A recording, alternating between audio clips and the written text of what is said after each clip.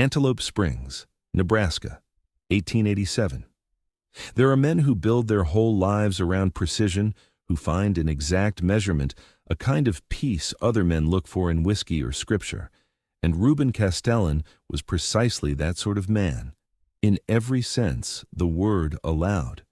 He was 58 years old, a licensed land surveyor by trade, the man responsible for nearly every property line and section marker in 3 surrounding counties, and he ran his days with the same exactness he brought to his transit and his chain, rising at 5, breakfast at 6:30, the office open by 7, supper alone at 6 sharp, bed by 9, a schedule so unvarying that the town's blacksmith had once joked, not entirely in jest, that a man could set his own clock by whichever direction Reuben Castellan happened to be walking.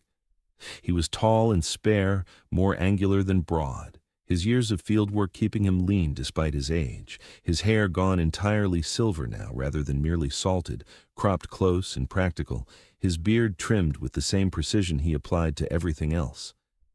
His hands, though lined and weathered, were remarkably steady.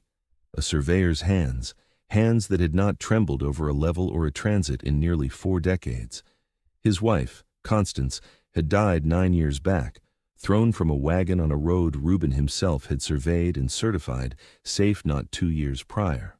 A fact that had haunted him with a particular cruelty in the months following her death, the idea that his own careful measurements had somehow failed the one person he most needed them to protect.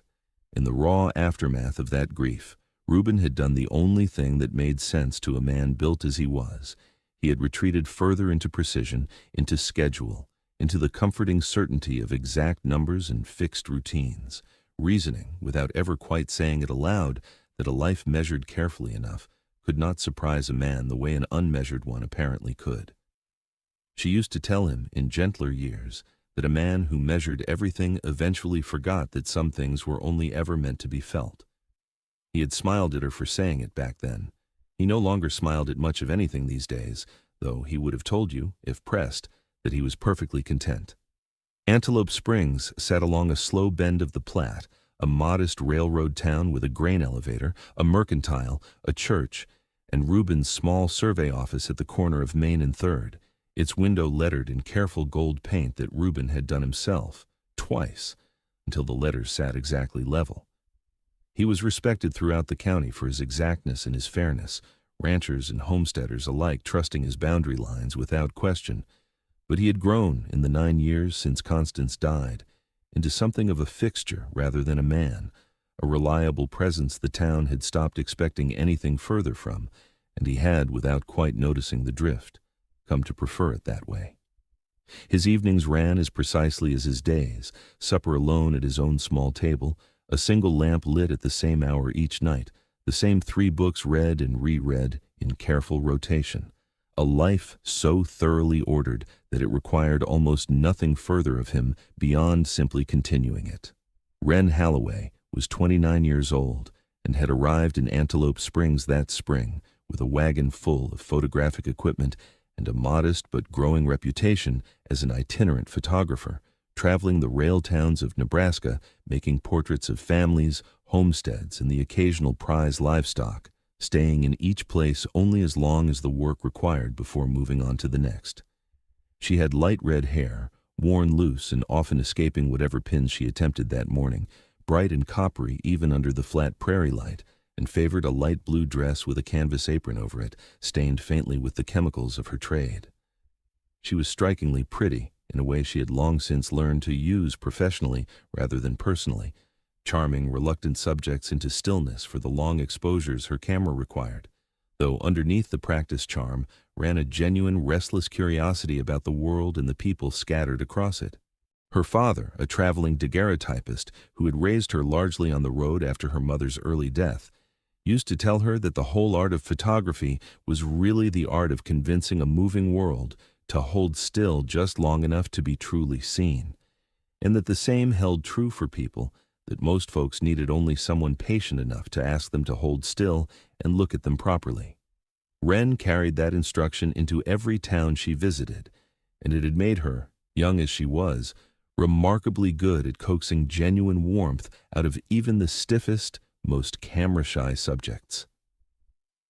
Antelope Springs took an immediate curious interest in the young photographer passing through, several families already lining up appointments for portraits they had been putting off for years, and Mrs. Beulah Standish, who ran the boarding house where Wren took her room, declared within the first week that she had never seen anyone coax such a natural smile out of old Deacon Miller, a man notorious for scowling at everyone, including, most days, himself.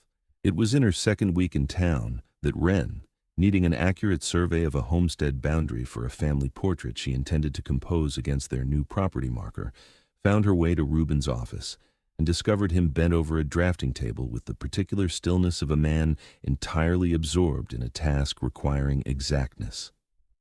He looked up when the bell over his door rang and found himself looking at a young woman with coppery hair and chemical-stained fingers, studying his office, his neatly labeled survey chains, his precisely aligned instruments with open, unguarded fascination. "You keep a remarkably tidy office, Mr. Castellan," she said by way of greeting. "A man who measures for a living had best measure his own habits as carefully," he said, setting down his pen with deliberate precision. "What can I do for you?" She explained her errand. The Pruitt homestead boundary needed accurate for a family portrait she meant to compose that week, and Reuben, listening, found himself faintly amused by the request, a photograph requiring survey accuracy being a combination he had not previously encountered in 30 years of practice. "Most folks want their portraits taken in front of the house," he observed, "not the property line. Most folks are not trying to show a family exactly how much land they have built out of nothing," she said. "There's a difference between a pretty picture and a true one, Mr. Castellan. I generally prefer the second." He looked at her a long moment, this young woman with an answer already prepared for a question he had not expected to ask, and felt something shift slightly in his carefully ordered afternoon, an irregularity he could not immediately account for. "I can have the boundary confirmed and marked by Thursday," he said. "Thursday will do nicely," she said, "and thank you," and left his office in a small flurry of skirts and chemical smell, leaving behind an afternoon that Reuben found himself, somewhat to his own irritation, unable to return fully to his drafting table. That should have been the whole of it, a professional errand completed and a bill rendered, except that Thursday, walking the Pruitt boundary together to confirm the markers before Wren set up her equipment, they fell into an easy conversation that neither one seemed inclined to end, prairie geography giving way to railroad towns, giving way to the particular loneliness of a life spent constantly moving. And by the time the light had gone golden and the Pruitt family had been properly arranged and photographed against their own hard-won fence line, both Reuben and Wren had lost track of how much of the afternoon had passed simply talking rather than working. "I did not expect a surveyor to be much for conversation," Wren said, packing away her equipment as the light faded. "I did not expect a photographer to care so much about accuracy," Reuben said back, and something in the exchange, small as it was, made them both smile in a way that felt, to each of them separately, faintly unfamiliar. Neither one mentioned the afternoon to anyone else in town, though Reuben found himself over the following days inventing small surveying justifications to walk past Mrs. Standish's boarding house at hours that had no genuine surveying purpose, and Wren, for her part, found herself lingering in Antelope Springs a full week longer than her usual itinerant schedule generally allowed, telling herself the light was simply exceptional that season. It was during that extended week that Reuben noticed, walking his usual precise route past the boarding house, that Wren's wagon wheel had developed a worrying wobble, the kind that could strand a traveling photographer badly on the rutted county roads, and rather than mention it, he simply spent an evening quietly repairing it himself, resetting the hub and tightening every bolt with the same careful exactness he brought to a survey line, leaving the wagon sound and saying nothing about it to anyone. "You did not have to do that," Wren told him the next morning, having noticed immediately whose careful hand had done the work. "I know," he said. "Seemed a foolish thing to let a wobbling wheel strand you somewhere without help nearby."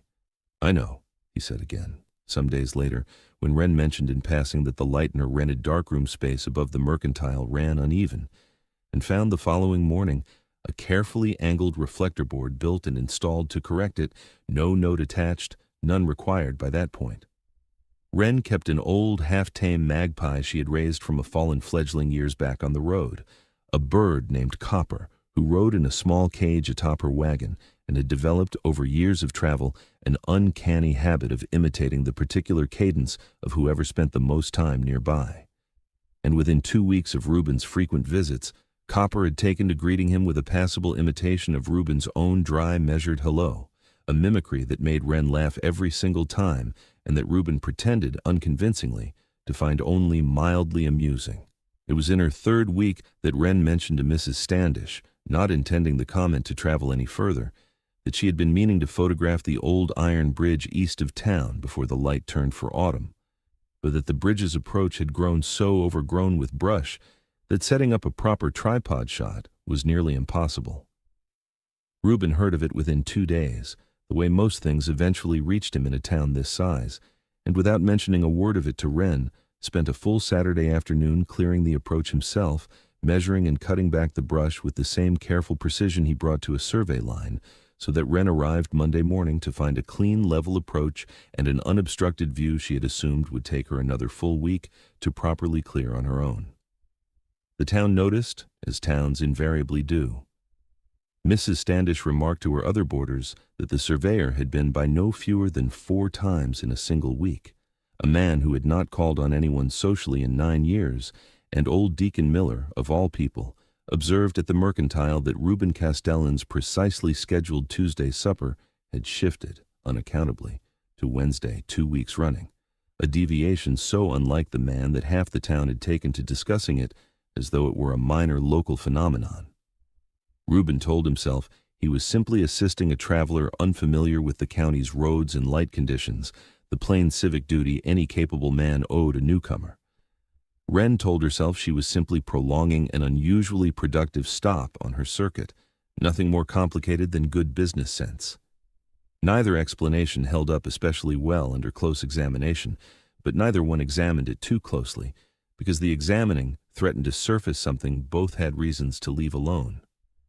Reuben's fear, when he finally sat with it honestly one evening at his own precisely set supper table, wore the exact shape grief and precision together had built for it over 9 careful years. He was 58 years old, set so thoroughly into routine that even the town noticed when it shifted by a single day. And here was a woman not yet 30, who moved through the world by no fixed schedule at all, who measured her life in light and motion rather than exact lines, a woman built by every observable evidence entirely opposite to himself. He told himself, turning the matter over with the same careful logic he applied to a disputed boundary, that a man twice her age and immovably set in his ways had no business asking a free-moving young woman to fold her whole restless life into his narrow, exact one, that the arithmetic of it simply did not balance. However, he arranged the figures. He filed the matter into the safest available category, a pleasant professional acquaintance with an unusually interesting traveler, and told himself that category would suffice, even as it grew steadily less convincing with every evening. Copper the magpie greeted him by name. Wren's fear wore a quieter, more traveled shape. She had spent her whole adult life deliberately unrooted, moving from town to town rather than risk the particular grief of loving a place or a person, only to eventually leave it behind the way her own mother's early death had once been left behind by a father who never fully recovered from staying still long enough to grieve properly. To want a man as thoroughly rooted as Reuben Castellan, a man who owned an office with his name lettered twice in gold until it sat level, felt like inviting the exact permanence she had spent a decade of careful traveling specifically avoiding. She told herself, therefore, that what she felt toward him was simple professional fondness, nothing more, and kept her visits framed around dark rooms and wagon wheels, even as they grew, week over week, into something considerably less easily framed that way. It was around this time that word reached Wren, through Mrs. Standish's determined channels, that a well-established photography studio in Omaha had written to inquire whether she might consider a permanent position there, steady work and a fixed salary in exchange for finally settling in one place, an offer that represented, by every practical measure, exactly the kind of stability a sensible traveling photographer ought to leap toward. The letter itself arrived within the week, formal and specific, naming a start date barely a month out, and Mrs. Standish, delighted on Wren's behalf, could not help remarking to half the boarding house that such an offer rarely came twice to a woman in Wren's line of work.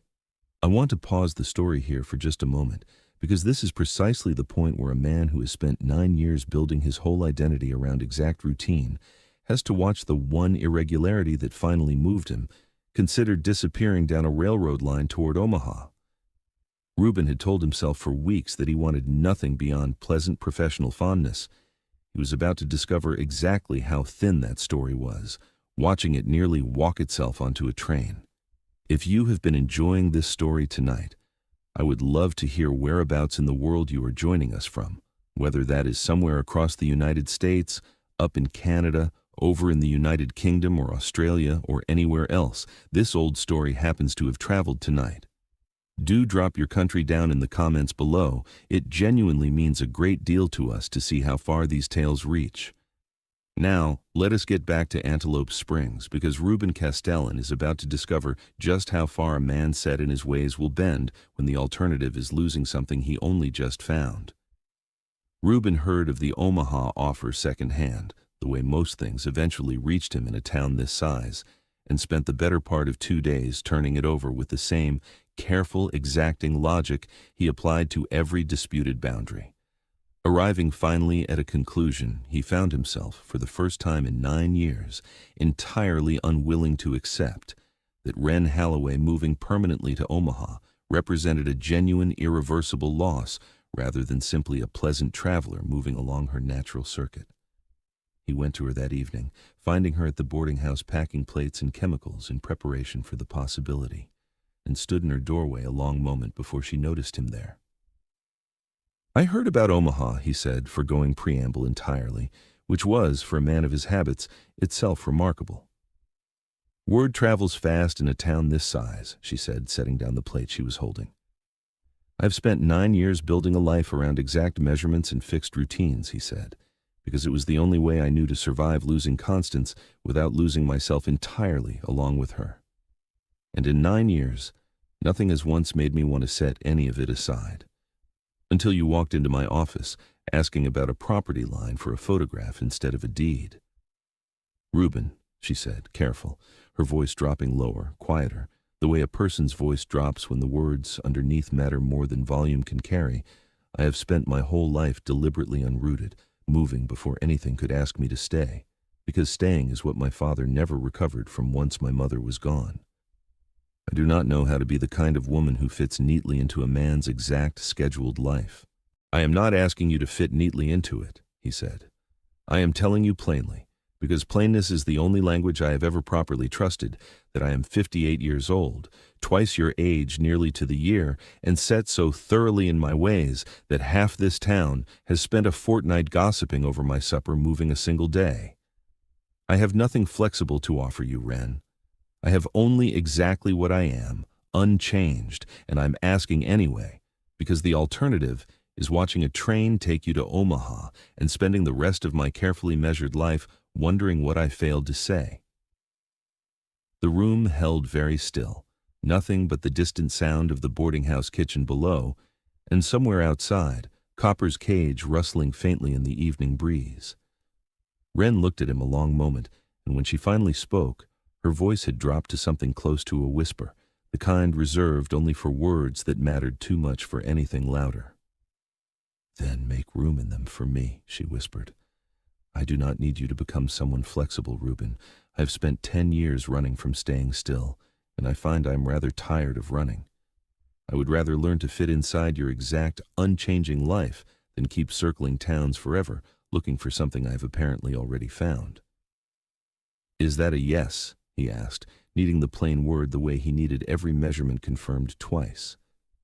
"It is a yes," she said, "if you are asking whether a restless woman might finally be persuaded to hold still."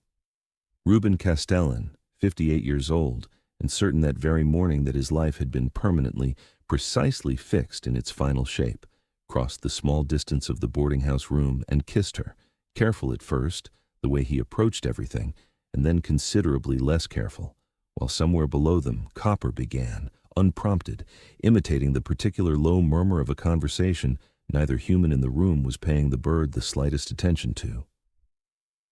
Word moved through Antelope Springs with predictable speed. Mrs. Standish declared she had known it since the Wednesday supper shift. Old Deacon Miller claimed with some satisfaction that he had said as much at the mercantile weeks prior, a claim several witnesses disputed, but nobody troubled to argue too strenuously. They married that October in a small ceremony at the church with most of Antelope Springs in attendance, because a town that had tracked a courtship through wobbling wagon wheels and shifted supper schedules was not about to miss its conclusion. Wren wore light blue, having decided, as she decided most things, according to what genuinely suited her rather than what tradition demanded, and she looked, standing at the front of that small church with her coppery hair bright against the October light, exactly as striking as Reuben had quietly believed her since that first afternoon in his tidy office. His hands, steady over a transit for 4 decades, trembled slightly saying his vows, a fact Wren would tease him about gently for years to come, and when it came his turn to speak beyond the standard words, he told her plainly that he had spent 9 years believing precision was the same thing as peace, and that she had proven, with nothing more than a request for an accurate property line, that a man could be entirely wrong about his own careful arithmetic. Copper the magpie, brought along in his cage at Wren's insistence, contributed his own passable imitation of the minister's closing blessing at what several guests agreed was precisely the wrong moment, a small irregularity Reuben found himself, to his own considerable surprise, thoroughly delighted by. Mrs. Standish, watching the whole ceremony from the second pew with visible satisfaction, was overheard remarking afterward that she had never in all her years running a boarding house witnessed a courtship conducted so entirely through wagon repairs and dark-room light fixtures, and doubted she ever would again. Their first year together settled into a rhythm neither one had fully expected, Wren establishing a permanent studio above the mercantile rather than returning to the road, her reputation drawing portrait work from 3 counties, and even, on occasion, a family willing to travel a full day's journey for a sitting. Reuben's own precise schedule loosened, degree by degree, into something that still ran on time, but no longer felt quite so much like armor, and the survey office's ledgers, once kept exclusively in his own exacting hand, gained a second set of careful annotations in Wren's looser script whenever she stopped by between sittings. He built her a proper darkroom that autumn, with exactly the light control and ventilation her equipment required, because he had noticed, without her mentioning it, precisely what her work needed, laying out the plans himself with the same careful drafting hand he used for property surveys, until the whole small room fit her process as exactly as any boundary line he had ever certified. Old Deacon Miller took to remarking, with the particular satisfaction of a man who considers himself vindicated, that the surveyor's office had never once in 9 years kept its window display so consistently full of fresh portraits, a display Wren had taken to rotating weekly, much to the delight of Antelope Springs, which had never before had quite so much occasion to admire its own children's likenesses. It was not without its harder moments.